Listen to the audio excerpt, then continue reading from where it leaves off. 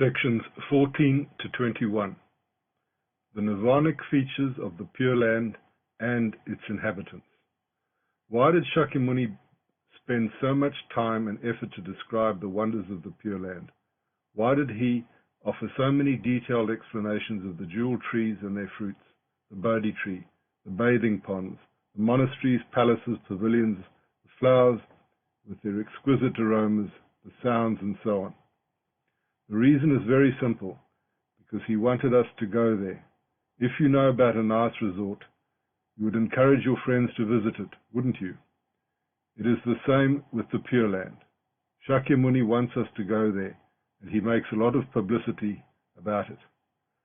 Of course, no one ever makes publicity about something which does not exist, and especially Shakyamuni would never praise and describe in so much detail the Pure Land if that place was not real. Please bear this in mind, as it is of extreme importance. By making the efforts to describe the Pure Land, Shakyamuni transmits to us a double message. 1. The Pure Land exists. It is a real, enlightened place. And 2. You should go there. The wish to be born in the Pure Land is part of the 3 requirements of the primal vow, the other 2 being faith in the Nembutsu of faith. No one can go to a place he thinks does not exist. The Shakyamuni puts a lot of effort into convincing us about the existence of the Pure Land. The many wonders and enlightened manifestations of the Pure Land are explained with words and concepts that are familiar to us here in samsara, like jewels, precious stones, trees, ponds, etc., so that we can have a clue about what awaits us there, and which cannot be understood by our limited minds. If you are to describe a luxurious car or a plane to a tribesman living in an isolation who has never seen one in his entire life, you would say it is like a chariot or a big bird. Indeed, a car is like a chariot, and a plane is like a big bird. But this does not mean a car is a chariot, and a plane is a bird. In the same way, Shakyamuni uses the names of the most beautiful jewels of this world and images of trees, ponds, flowers, etc., to describe the wonders of the Pure Land. But this does not mean that those manifestations are exactly like their samsaric counterparts. The fact that he makes a lot of reference to the wonders of the Pure Land shows that they really exist. Just like when you talk to a savage tribesman about cars and airplanes, you're talking about real existing cars and planes. But because your interlocutor is somebody who cannot understand such advanced technology, you can only make comparisons and use images that he is familiar with. Our minds cannot conceive at the level we are now the wonders of the Pure Land, as they are beyond all the things that we know and have experienced as samsaric beings. But this does not mean that they do not exist. It is extremely important to realize that Shakyamuni does not speak about the Pure Land in terms of ultimate reality beyond forms, but in descriptive words, and by making a clear distinction between us, our samsaric world, and the Pure Land of enlightenment. The Larger Sutra does not use the language of the Heart Sutra or other difficult teachings on the self-power path in which the Buddha addresses to people who are already beyond words and form, or very close to this state. The Larger Sutra is not a Dharma gate of direct entering into ultimate Dharmakaya beyond form, but the Dharma gate of faith in Amida as a clear, individuated Buddha, and in his Pure Land as a real enlightened place. On this Dharma gate, form is used. Words are important. The dualistic vision is accepted as normal, and simple faith is needed. Practitioners of the Pure Land Dharma gate, or Amida Dharma, must be aware of Shakyamuni's intent and embrace the dualistic vision of the one who saves, that is Amida, and those to be saved, that is us, or the Pure Land of enlightenment versus samsara, with us wishing to escape the latter by being born into the former.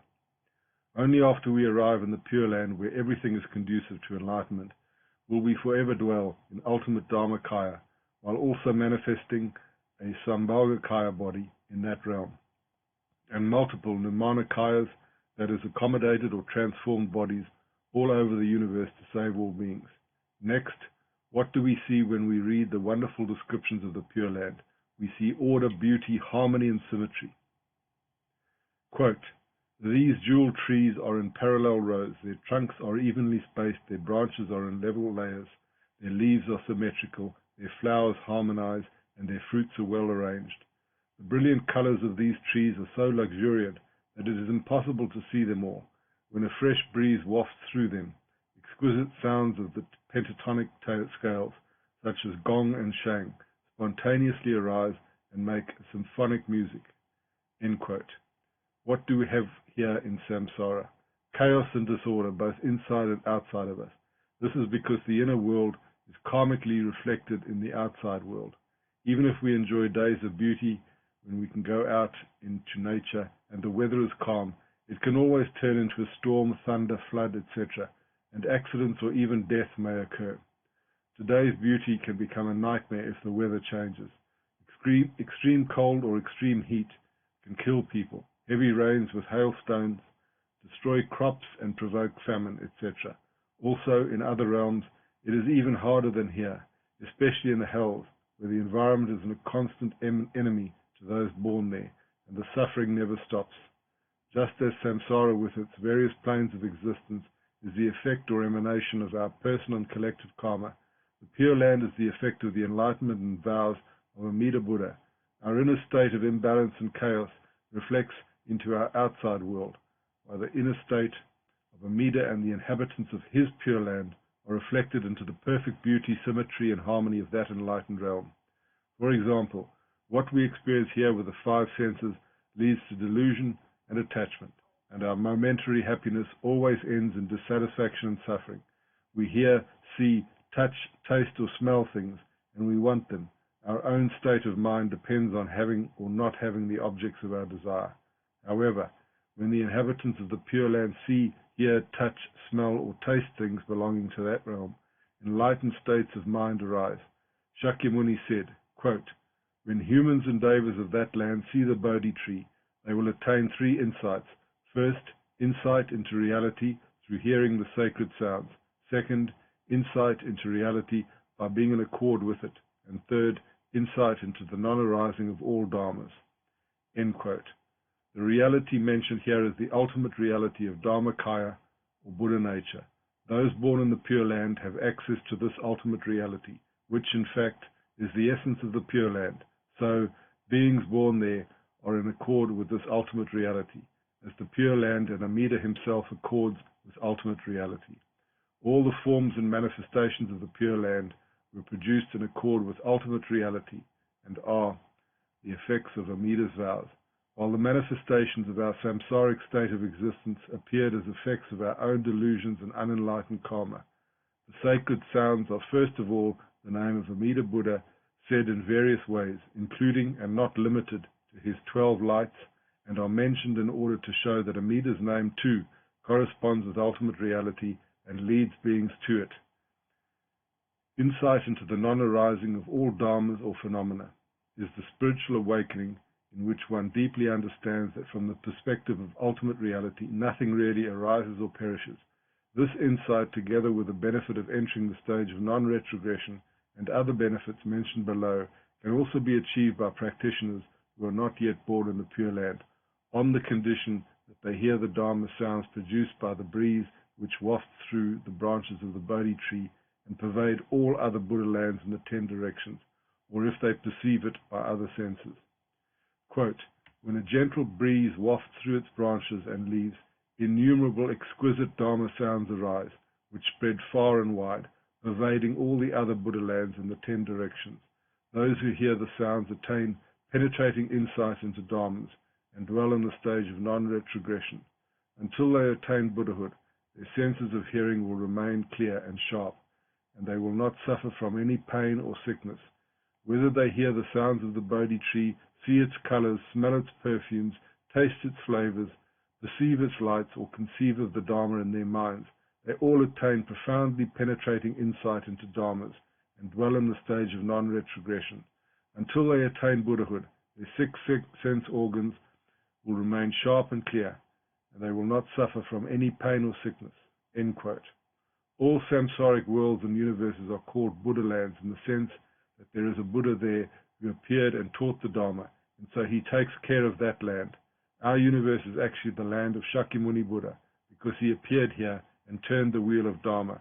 So whenever you hear words like Buddha lands in the 10 directions, you should know it does not refer only to Pure Lands, but also to samsaric universes.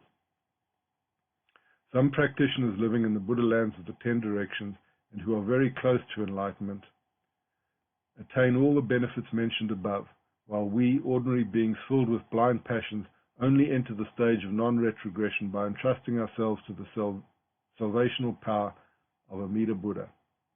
In our case, to hear the sounds produced by the breeze which wafts through the branches of the Bodhi tree spreading towards all the Buddha lands of the 10 directions is to receive faith and enter the stage of non-retrogression.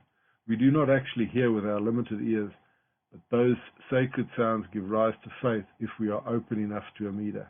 In other advanced bodhisattvas still in training but close to enlightenment, hearing these sacred sounds may give rise to various powers and spiritual achievements besides those mentioned above. But in us, the lowest of the low, it has only the effect of assuring us of birth in the Pure Land. That is the stage of non-retrogression. The Bodhi tree of Amida is infinitely more splendid than that of Shakyamuni in this world. It could not be otherwise, as the land of Shakyamuni is a samsaric realm, while that of Amida is an enlightened place. Quote, the Bodhi tree of Buddha Amitayus is 4 million li in height and 5,000 yojanas in circumference at its base. Its branches spread 200,000 li in each of the 4 directions. It is a natural cluster of all kinds of precious stones and is adorned with the kings of jewels, namely moon-bright Mani gems and ocean-supporting wheel gems. Everywhere between its twigs hung jeweled ornaments with 1,000 million different colors intermingling in various ways, and their innumerable beams shine with the utmost brilliance. The Bodhi tree itself is covered with nets of rare, excellent gems, and on it appear all kinds of ornaments in accordance with one's wishes. End quote. As I mentioned earlier, the 5 senses of samsaric beings, that is seeing, hearing, touching, tasting, to delusion, attachment, dissatisfaction, and suffering. But when the inhabitants of the Pure Land see, hear, touch, smell, or taste things belonging to that realm, because those are enlightened manifestations, and their own minds and sense organs are also enlightened, the states of mind they experience are themselves enlightened and pure. Any element in samsara can be both useful or an obstacle to our life and practice. But in the Pure Land, everything there is conducive to perfect enlightenment and is a manifestation of perfect enlightenment. We have already talked about the effects of seeing the Bodhi tree or hearing the Dharma sounds produced by the gentle breeze which wafts through its branches and leaves. However, Dharma sounds are not limited to the Bodhi tree. They are also produced by the 7 jeweled trees. Quote, when a fresh breeze wafts through them, exquisite sounds of the pentatonic scales, such as gong and shang, spontaneously arise and make symphonic music. End quote. By the ripples of the waters in the ponds. Quote, the rippling water forms meandering streams, which join and flow into each other. Their movement is peaceful and quiet, neither too fast nor too slow, and their ripples spontaneously produce innumerable wonderful sounds. One can hear whatever sound one wishes to hear.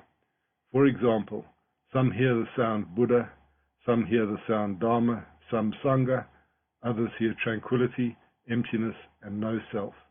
Great compassion, paramita, 10 powers, fearlessness, special qualities, supernatural powers, non-activity, neither arising nor perishing, insight into the non-arising of all dharmas, and so on, until the various sounds of the wonderful Dharma, such as the sprinkling of nectar upon the head of a bodhisattva, are reached. As one hears those sounds, one attains immeasurable joy and accords with the principles of purity, absence of desires, extinction, and reality. One is in harmony with the 3 treasures, the Buddha's powers, fearlessness, and special qualities, and also with supernatural powers and other methods of practice for bodhisattvas and shravakas. Not even the names of the 3 realms of suffering are heard there, but only nirvanic sounds of bliss. For this reason, that land is called peace and bliss. End quote. By the breeze of virtue which wafts over the innumerable jeweled nets. Quote, When the breeze wafts over the nets and the various jewel trees, countless excellent sounds of the Dharma are heard, and 10,000 kinds of delicate fragrances of virtue are diffused, end quote, and are found everywhere in the Pure Land. In that land there are thousands of varieties of spontaneous music, which are all without exception sounds of the Dharma, end quote. Comparing the sounds of the Pure Land with those of higher samsaric planes of existence, Shakyamuni said, quote, "The king of this world possesses 100,000 kinds of music, from the realm ruled by a wheel-turning monarch up to the sixth heaven of the world of desire. The sounds of the music produced in each higher realm are 10 million kotis of times superior to those of the lower one. The thousands of varieties of musical sound produced in the sixth heaven are 1,000 kotis of times inferior to one sound produced by the 7 jewel trees in the land of Amidaji. Again, in that land there are thousands of varieties of spontaneous music, which are all without exception sounds of the Dharma. They are clear and serene, full of depth and resonance, delicate and harmonious. They are the most excellent sounds in all the worlds of the 10 directions." End quote. How does this sense of smell help us in samsara? It is useful to detect poisonous things or if the food is old or expired, but it can also support our greed for luxurious perfumes and fragrances, which lead to more attachments. However, in the Pure Land, the fragrances are pure and virtuous, automatically destroying the seeds of blind passions. Quote, "When the breeze wafts over the nets and the various jeweled trees, 10,000 kinds of delicate fragrances of virtues are diffused. If one smells those fragrances, one's impurities and passions spontaneously cease to arise." End quote. Also related to seeing, smelling, or touching, which in samsaric realms gives rise to blind passions and attachments. In the Pure Land they express enlightened states and activities. Quote, "If touched by the breeze itself, one enjoys the same pleasure as a monk who has entered the samadhi of extinction." End quote. Here extinction does not mean annihilation, but the extinction of delusion and blind passions. Shakyamuni said, quote, "Again, as the breeze blows, flowers are scattered throughout the Buddha land. They spontaneously divide into different colors, not mixed together. They are soft and pleasant to touch, grow brilliantly, and diffuse rich fragrances. When one's foot is placed on them, they sink down 4 inches, but when the foot is lifted, they rise to their former level. When the flowers have served their purpose, the earth opens up and they vanish, leaving the ground clean and without a trace of them. At the right moment, 6 times a day, the breeze wafts, scattering the flowers in this way. Moreover, lotus flowers of various jewels fill the land. Each has 100,000 kotis of petals with lights of numerous colors. Green lotuses glow with a green light, white ones with a white light, and likewise dark blue, yellow, red, and purple lotuses glow with lights of their respective colors. The brilliance of these lights is so magnificent that it outshines the sun and moon. Each flower emits 3,600,000 kotis of rays of light, each sending forth 3,600,000 kotis of Buddhas. The bodies of these Buddhas are purple gold, and their physical characteristics and marks are superb beyond compare. Each Buddha emits 100,000 rays of light and expounds the wonderful Dharma to beings in the 10 directions, thus setting innumerable beings on the right path of the Buddha." End quote. In samsara, some flowers may have thorns or be poisoned. Even the most beautiful and harmless of them do not last long, and when they wither, their perfume becomes a rotten stench. Also, if not thrown away quickly, they dirty the place which they previously decorated. However, the flowers emanated in the Pure Land harmoniously coexist with the inhabitants and the rest of the realm. More than this, they emit uncountable rays of light, each ray manifesting innumerable Buddhas, who are active in helping sentient beings in the 10 directions to encounter and follow the right path of the Buddha, which means the Dharma that all Buddhas praise, Amidaji. About the taste of the Pure Land, we find bathing ponds of various length, breadth, and depth, which, quote, "are full to the brim with a water that possesses the 8 excellent qualities, clear, fragrant, and tasting like nectar." End quote. This water adapts to the forms manifested by the inhabitants of the Pure Land. Quote, "If bodhisattvas and shravakas in that land enter the jewel ponds and wish the water to rise to their ankles, it rises to their ankles. If they wish it to rise to their knees, it rises to their knees. If they wish it to rise to their waists, it rises to their waists. If they wish it to rise to their necks, it rises to their necks. If they wish it to pour over their bodies, it spontaneously pours over their bodies. If they wish it to recede, it recedes. End quote. And, quote, its temperature is moderate, cool, or warm, according to their wishes. The water comforts the body and refreshes the mind, washing away their mental defilements. Clear and pure, the water is so transparent that it seems formless. The jewel sand shines so brightly that even the depths of the water cannot prevent its brilliance from being seen. The rippling water forms meandering streams which join and flow into each other. Their movement is peaceful and quiet, neither too fast nor too slow, and their ripples spontaneously produce innumerable wonderful sounds. End quote. How is water in samsara? It clears away thirst and gives comfort, but it may often become an obstacle when it rains too much. Water here in samsara can be muddy or too deep, possessing turbulent streams or dangerous creatures that may live in it. In the Pure Land, every element, including water, is in perfect harmony with the inhabitants, never going against them, but adjusting to their form or the Dharma activity they wish to perform. Thus water is peaceful and quiet, neither too fast nor too slow, refreshing not only for the body but also for the mind. The enlightened beings in the Pure Land do not need to have their minds refreshed or cleaned from mental defilements, but those qualities of the water are mentioned to show that it is not ordinary water like we have here in samsara. On the contrary, the water in the Pure Land is clear and pure, that is, not produced by the karma of unenlightened beings, and it is so transparent that it seems formless, which means its nature is ultimate dharmakaya beyond form. Also, the food in the Pure Land, unlike in samsara, leads to freedom from the attachment to the sense of taste. Quote, at mealtimes, plates made of the 7 kinds of jewels, gold, silver, beryl, agate, ruby, coral, and amber, and also of moon-bright pearl, spontaneously appear, filled with food and drink of 100 tastes according to one's wishes. Although the food is offered, no one actually eats it. Once it has been seen and smelled, one naturally feels that it has been eaten and so is satisfied. Thus one feels relaxed in mind and body, free from attachment to the sense of taste. When the meal is over, everything disappears, but it reappears at the next mealtime. End quote. As it is clear from the above passage, no one actually needs food in the Pure Land. Although the food is offered, no one actually eats it, because no one ever gets hungry. This is the meaning of, quote, once it has been seen and smelled, one naturally feels that it has been eaten and so is satisfied. Thus one feels relaxed in mind and body, free from attachment to the taste of the sense of taste. End quote.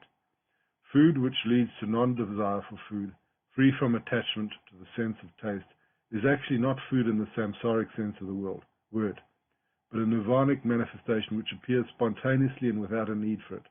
Not only the food, but everything in the Pure Land is a spontaneous apparition, including the houses and various adornments. Quote, again, the halls, monasteries, palaces, and pavilions are spontaneous apparitions, all adorned with the 7 kinds of jewels, and hung with curtains of various other jewels, such as pearls and moon-bright mani gems. Ananda, those born in that Buddha land are endowed with such bodies of purity and provided with various exquisite sounds, supernatural powers, and virtues. The palaces in which they dwell, their clothing, food, and drink, the wonderful flowers, and the various kinds of incense and adornments are like those naturally provided in the 6th heaven of the world of desire. End quote. Again, comparison is made here with the samsaric element in order to show that an even greater and better aspect of the Pure Land.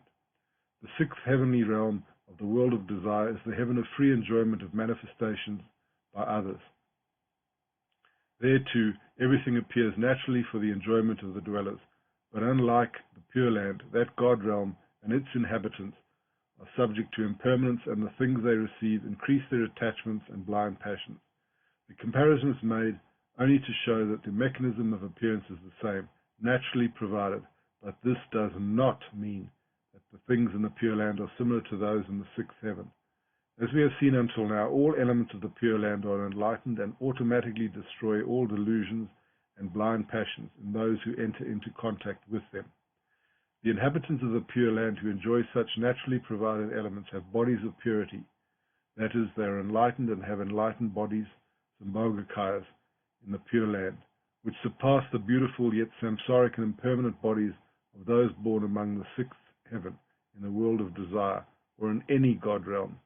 The fact that beings born in the Pure Land are enlightened, and that any comparison with other beings and realms is only for the sake of description and for a better understanding, is also supported by the next passage, which comes immediately after that with the meals. Quote, that Buddha land, like the realm of unconditioned nirvana, is pure and serene, resplendent and blissful. The Shravakas, Bodhisattvas, heavenly beings, and humans there have lofty and brilliant wisdom, and are masters of the supernatural powers. They are all of one form, without any differences, but are called heavenly beings and humans, simply by analogy with states of existence in other worlds. They are of noble and majestic countenance, unequaled in all the worlds, and their appearance is superb, unmatched by any being, heavenly or human. They are all endowed with bodies of naturalness, emptiness, and infinity. End quote. That Buddha land, like the realm of unconditioned nirvana, is pure and serene, resplendent and blissful. The fact that the Pure Land is nirvanic in its essence was also stated by Dharmakara before proclaiming his 48th vow in sections 5 of the Larger Sutra, and before becoming Amida. My land, being like nirvana itself, will be beyond comparison. This means that all the manifestations of the Pure Land are grounded in the perfect enlightenment of Amida Buddha and are conducive to enlightenment. We ourselves will attain enlightenment when we are born in the Pure Land, because the essence of the Pure Land is enlightenment, nirvana, ultimate Dharmakaya itself. Otherwise, if the Pure Land was not an enlightened realm, it would produce only sensorial attachments, like other samsaric realms do. But Shakyamuni Buddha and our masters were very clear that this is not the case. Also, Bodhisattva Vasubandhu stated in his Jodaron, quote, the adornments of the land of the Buddha of immeasurable life are the wondrous manifestations of the ultimate reality. End quote. And in the Essentials of Faith alone, Master Saikoku said, quote, the land of bliss is the realm of nirvana, the uncreated. End quote. The uncreated refers to ultimate Dharmakaya beyond forms, which is the essence of all the Buddhas and their lands. From this Dharmakaya emerge all the manifestations for the sake of saving sentient beings in accordance with the specific vows of different Buddhas. In our case, the Pure Land appeared when Dharmakara attained perfect enlightenment, that is, became Amida Buddha, and thus brought his 48 vows to fulfillment. In that moment, his land took the form and manifestations described in the sutra, and especially in his 31st and 32nd vows, while also maintaining its formless Dharmakaya essence. The fact that all the inhabitants of the Pure Land are of one form without any differences shows that the analogies made by Shakyamuni with other beings or realms were only for the sake of a better description. They are all of one form without any differences, but are called heavenly beings and humans, simply by analogy with states of existence in other worlds. In truth, those born in the Pure Land are unequaled in all the worlds, and their appearance is superb, unmatched by any being, heavenly or human, and are endowed with bodies of naturalness, emptiness, and infinity, which again shows that they are enlightened persons whose essence is ultimate Dharmakaya beyond form. There is a comparison made in sections 18 and 19 to emphasize even more the difference between samsaric beings and those born in the Pure Land. Shakyamuni asked Ananda, quote, if a beggar in extreme poverty sits by the side of a king, how can their appearances be compared? End quote. Then Ananda replied by showing the huge differences between the two, and the karmic causes which lead to birth as a beggar in extreme poverty, being at the slowest social level, with barely enough clothes to cover his body, scarcely enough food to sustain his life, with hunger and cold always tormenting him, and having almost lost human contact. And birth as a king, who is the most honored of all men, having dignified and majestic demeanor, which commands the respect of his people, and for whom superb clothes and sumptuous foods are prepared and served to him as he pleases. If the condition of the beggar is the result of his misdeeds and former lives, of not cultivating roots of virtue, but instead accumulating riches without giving anything to others, desiring more as his wealth increased. The condition of the king is the reward for virtues accumulated in former lives, in which he, with a compassionate heart, gave generously to many, saved people from suffering through kindness and benevolence, performed good deeds with sincerity, and never disputed with others. After a life of avarice, the actual beggar fell into one of the evil realms, where he suffered pain for a long period. When his karmic retributions ended, he was able to escape, but was reborn into a lower class, being foolish, base, and inferior. He barely maintains the appearance of a human being. After a life of generosity, the actual king was rewarded with rebirth into a higher state. Born in a heavenly realm, he enjoyed bliss and happiness. His accumulated virtues produced such a surplus of goods that when he was reborn as a man in this life, his birth was, deservedly, into a royal family. Thus, as Ananda said, because of their different karmas, if such a man, a beggar, sits by the side of a king, his emaciated, mean, and ragged appearance cannot be compared with a king's. His appearance is 1,000 million kotis, or even incalculable times, inferior to the king's. Then Shakyamuni continued with the comparison even further. Quote, "What you say is true. Even though a king is the noblest of all men and has a regal countenance, if he is compared with a wheel-turning monarch, he will appear as base and inferior as a beggar beside a king. Likewise, however excellent and unrivaled the majestic appearance of such a monarch may be, if he is compared with the Lord of the heaven of the 33 gods, he will also appear incomparably inferior, even 10,000 kotis of times more so. Again, if this heavenly Lord is compared with the Lord of the sixth heaven, he will appear 100,000 kotis of times inferior." End quote. This is how the higher you climb on the scale of samsaric realms, the better and more glorious becomes the condition of the inhabitants. However, because they are free from samsara, those born in the Pure Land go beyond even the highest gods in any unenlightened realm. Quote, "If the Lord of the sixth heaven is compared with a bodhisattva or a shravaka dwelling in the land of Amitayus or Amida, his countenance and appearance will be far from equal to that of the bodhisattva or shravaka, being 1,000 million kotis of times or even incalculable times inferior." The Buddha said to Ananda, "Devas and humans in the land of Amitayus are each provided with robes, food, and drink, flowers, perfume, ornaments, silken canopies, and banners, and are surrounded by exquisite sounds. Their abodes, palaces, and pavilions are exactly in accordance with the size of their bodies. 1, 2, or even innumerable jewels appear before them as soon as they wish. In addition, beautiful jeweled fabric covers the ground where all the devas and humans walk." End quote. Again, as I said at the beginning of this chapter, every manifestation of the Pure Land is in perfect harmony with the beings born there. Their abodes, palaces, and pavilions are exactly in accordance with the size of their bodies. Unlike in samsara, where everything, even the most beautiful element, might become an obstacle sooner or later, and where things never fit perfectly to the needs of the inhabitants. For those born in the enlightened realm of Amida, everything is the manifestation of enlightenment and supports the enlightened activities performed there, or who start there, and are continued in the various realms of samsaric existence. There are 7 or 8 important footnotes to sections 14 to 21. The first important footnote.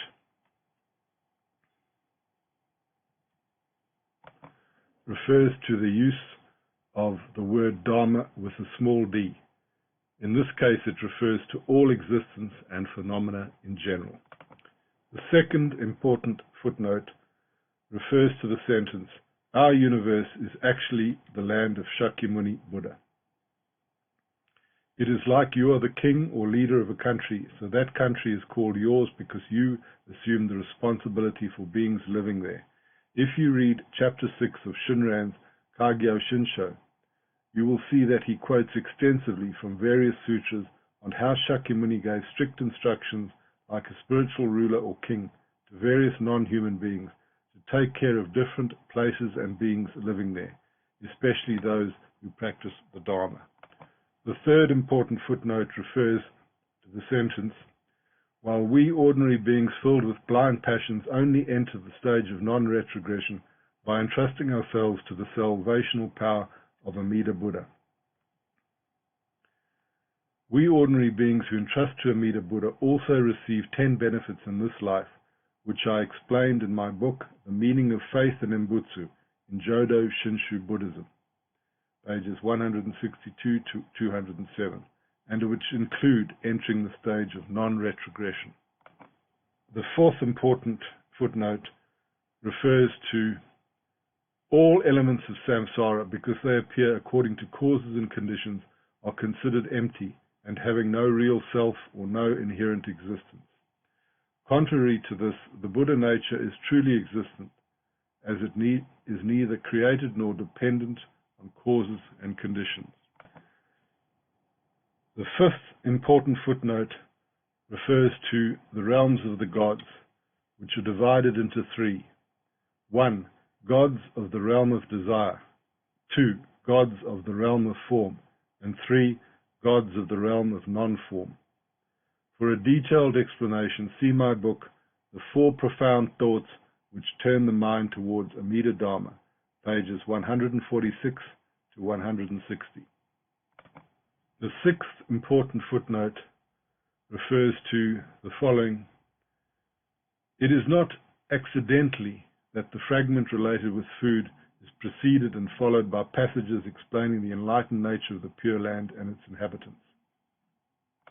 The seventh important footnote refers to the sentence, otherwise, if the Pure Land was not an enlightened realm, it would produce only sensorial attachments like other samsaric realms do. But Shakyamuni Buddha and our masters were very clear that this is not the case. For example, when in the smaller Amida Sutra, Shakyamuni explained the role and origin of the wonderful birds of the Pure Land, he said, quote, Shariputra, you should not assume that these birds are born as retribution for their evil karma. The reason is that none of the 3 evil realms exists in that Buddha land. Shariputra, even the names of the 3 evil realms do not exist there, how much less the realms themselves. These birds are manifested by Amida Buddha so that their singing can proclaim and spread the Dharma. End quote. The 8th and final footnote refers to the same sentence above. For example, Master Tao Chao said in his An Lerchi, the streams, birds, and forests all expound the Dharma, which awaken people to the principle of non-arising. End quote.